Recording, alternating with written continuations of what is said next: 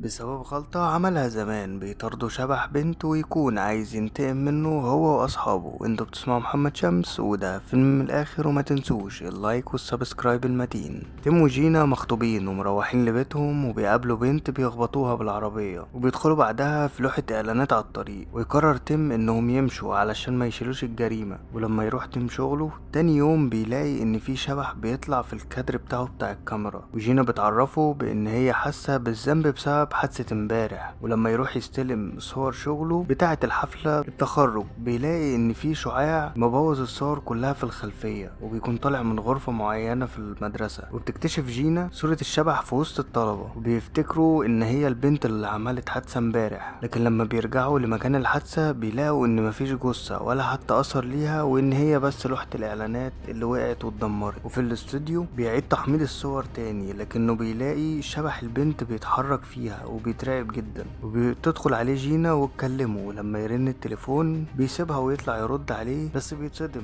لما يعرف ان هي جينا اللي على التليفون، واللي جوه دي كانت شبح البنت. وبيروحوا لعالم ارواح بعدها وبيقول لهم ان الاشباح بتظهر في الصور لسببين: ان هي حاسه انها مشتاقه لشخص ما زي امه مثلا اللي ظهرت له في الصور، او ان هي راجعه تنتقم من حد معين. وتيم بيروح المستشفى بعدها بسبب الام في فقرة رقبته، ولما بيكشف الممرضة تعرفه بان وزنه زيادة ضعف، وده غريب. والدكتور بيقوله ان الاشعة بتاعته سليمة ورقبته مفيش فيها اي مشكلة، وانه ممكن يكون شوية ارهاق. وبيروح له البيت صاحبه من ايام الجامعة ويعرفه بانه هيموت بسبب بنت وهو عايز صورها، لكنه بيكلم مراته علشان تيجي تاخده لان اعصابه تعبانه، بس بيهرب بسرعه منه. بتروح جينا لمكان الشعاع اللي في الكليه وبتقعد تصور، وتلاقي ان الشبح معاها في المعمل. وقبل ما تمشي الشبح بيدلها على اشاره وبيعرفها على هويته. وتيم بيروح يطمن على صاحبه، لكنه بيلاقيه انتحر قدامه. وبعدها بتواسيه جينا وتعرفه باللي هي وصلت له، وان البنت دي كانت دفعته وهو متصور معاها كمان. وبيقول لها ان هي كانت حبيبته وعندها مشاكل نفسيه بانها دايما انطوائية، ولما بينفصلوا عن بعض هي بتقطع شرايينها، وبعدها ما بيعرفش حاجة عنها. ونكتشف بعدها ان الشبح لسه بيطارد تيم، ويقرروا يروحوا على بيتها ويقابلوا امها،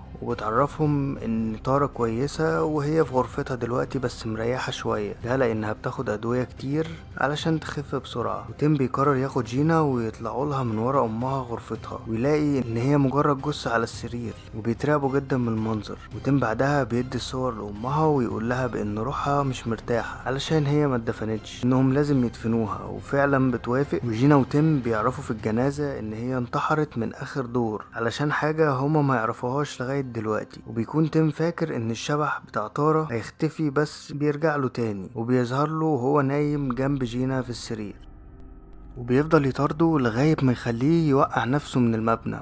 وهو بيطارده ويفوق في المستشفى، وبيقول لجينا ان الشبح عايز يموته. وبتكتشف جينا ان الشبح قاعد في بيتهم على رف معين في المكتبة، وبتروح علشان تعرف السبب. وبتلاقي صور قديمة لتارا وهي بتتم اغتصابها من زمايلها في الجامعة. وبتواجه تيم ويعرفها بانه دخل الغرفة بالصدفة ولقى اصحابه بيغتصبوا تارا، وفي واحد منهم بيأمره انه يصورهم او يعترف ان هو كان معاهم، وده طبعا علشان هي ما تفضحهمش، ويهددوها هم بالصور ويبتزوها. وهو بيعمل ده فعلا، وجينا بتسيبه بعدها وهو بيجمع كل الصور وبيحرقها. وبيعرف الروح ان هو مستعد للموت دلوقتي، لكنه مش بيلاقي الشبح، ويقعد يصور في كل مكان وبرضه ما بيلاقيهاش، لغاية ما الكاميرا بتصوره بالصدفة ونلاقي ان الشبح على رقبته، وان ده سبب الوزن الزيادة والألم اللي بيحس بيه في رقبته. وحتى لما يقرر ينتحر لان الشبح هيفضل كده كده على رقبته طول حياته، بيطلع منها بإصابات بسيطة. بيفضل شبح طارة معاه مدى الحياة على كتفه، وذنبها متحمل على رقبته. ولحد هنا يكون خلص فيلمنا، ومتنسوش بقى لايك شير سبسكرايب فيلم للآخر علشان يوصلكم كل جديد.